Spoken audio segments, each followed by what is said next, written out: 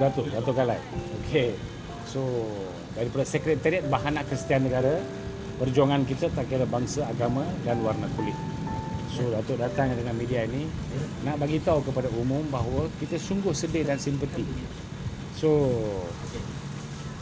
hari ini kita ulurkan bantuan. Ada wang tunai 500. So, untuk 6 bulan saya akan bantulah. Daripada bulan ini. Ya.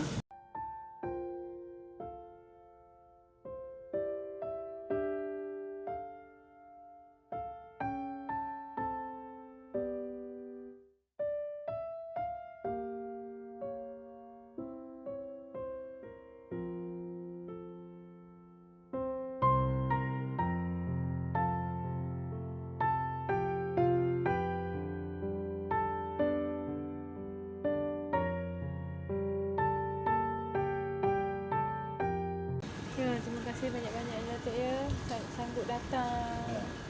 Tak apalah, kita orang Malaysia. Ya. Tetap salah tu salah. Kita tengok video pun kita tahulah, semua pun tahulah. Salah tetap salah. Salah kan? Ya, memang salah. Kita mengaku. So, itulah. Terima kasih ya. Ya, jaga anak-anak. Ada apa-apa bantuan, nombor saya ada di belakang. Saya boleh tulis ya. Ada. Salam negaraku, salam solidariti. Sekali lagi saya aktivis sosial Datuk Dr. Kalai Wanar. Salah tetap salah. Kita tak kira siapa, apa bangsa, apa agama, apa warna kulit. Kita tahu bahawa arwah Amirul Hafiz Umar telah dengan tiba-tiba ni hilang macam itu juga nyawa dia. So siapa yang akan bertanggungjawab untuk keluarga mereka? Anak-anak kecil. Bila pagi tadi Datuk tengok dia punya video, awal pagi saya tengok. Sampai meleleh air mata saya. Sungguh sedih. Sekarang kita tengok pun begitu sedih ni isteri. Mereka daripada Kuala Kurau, Gunung Semanggul sebelah sana. Batu Kurau.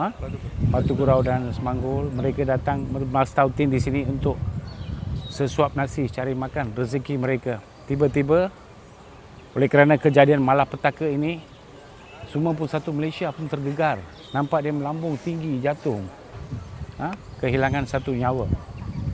So hari ini Datuk rasa apa yang rasa dalam sanubari saya bagi bantuan 500 hari ini dan seterusnya sampai 6 bulan kita akan bantu. Saya harap semua NGO pun tampil ke depan buat sesuatu untuk keluarga. Tak kira dia Melayu ke Cina ke India, kita Malaysia. Dari segi dasar peri kemanusiaan. Dan saya juga mahukan bahawa ada satu malapetaka besar di Temerloh, iaitu pada 14 Februari 2026, 2 orang, iaitu suami isteri yang masih muda lagi, dekat Temerloh, telah rentung dalam kereta. Oleh kerana kebakaran kereta dilanggar oleh satu kereta Porsche Cayenne. Dari belakang dia langgar, terbabar, terbakar, mereka hilang. So, tapi mereka dituduh di bawah Seksyen 44, bracket 1, bracket B, Akta Pengangkutan Jalan 1987. Saya mohon kepada Menteri Undang-Undang, Perundangan Negeri, Peguam Negara dan semua yang terlibat, terutamanya Bak Konsel, gesa dan desak menyaran pihak berkuasa mengambil tindakan supaya kes itu pun buka di bawah 302. Baru mereka tahu. You boleh bunuh orang suka-suka, tapi bila you kena baru you akan tahu. Tepuk dada, tanyalah selera. You masuk hantam orang macam tu, dia dah mati. Siapa nak tanggung? So, sekian. Terima kasih.